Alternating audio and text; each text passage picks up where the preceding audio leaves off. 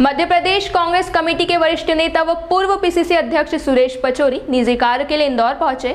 इस दौरान वे वरिष्ठ कांग्रेस नेता कृपाशंकर शुक्ला से मिलने उनके घर पहुंचे, जहां उन्होंने मीडिया से चर्चा में बीजेपी सरकार पर कई सवालिया निशान खड़े करते हुए कहा कि बीजेपी सरकार ओवर कॉन्फिडेंस में है, जिसके नतीजे आने समय पर दिखाई देंगे।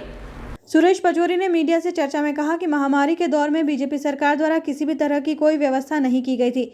इसी कारण से प्रदेश में इस तरह की भयावह स्थिति निर्मित हुई थी। हॉस्पिटल में बेड, प्रदेश में ऑक्सीजन की कमी, आवश्यक दवाओं की कमी, यह सभी कमियों के कारण बीजेपी सरकार पूरी तरह से फेल हो गई है।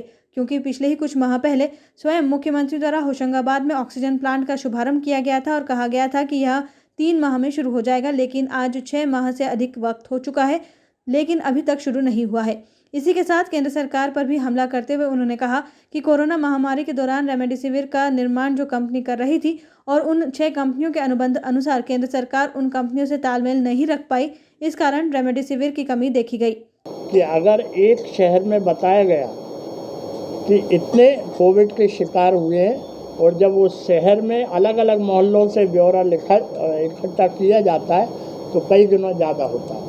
रही बात आपने माननीय सुप्रीम कोर्ट के ऑब्जर्वेशन की, तो ये एक बहुत इस सरकार के लिए शर्मनाक बात है कि माननीय सुप्रीम कोर्ट ने इस बारे में टिप्पणी की है। विभिन्न राज्यों के हाई कोर्ट ने भी इन मामलों में टिप्पणी की है कि पर्याप्त व्यवस्था सरकार नहीं करती। कांग्रेस भ्रम पैदा कर रही है, तो नरेंद्र मोदी जी भ्रमित हो गए हैं। वो हिंदुस्तान की बनी हुई वैक्सीन को दूसरे देश बेच रहे हैं। ये कौन सी बात है? दूसरे देश भेजने का कौन सा औचित्य है? इसमें कहाँ ये है? किसने भ्रम पैदा किया? क्या भ्रम पैदा किया? भ्रमित तो ये सरकार हो गई थी, जो ना रेमडेसिविर का इंतजाम कर पाई, ना ऑक्सीजन का कर पाई, ना बेड का कर पाई, और कहते थे कि नहीं सब कंट्रोल में है।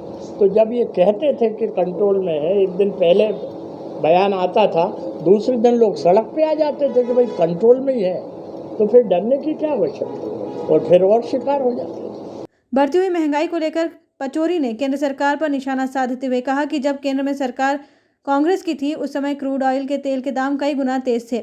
बावजूद इसके कांग्रेस द्वारा देश में तेल की कीमतें कम रखी गई थी, लेकिन अब उल्टा हो रहा है। बीजेपी शासनकाल में क्रूड ऑयल के दाम कम है और देश में दाम कई गुना ज़्यादा है।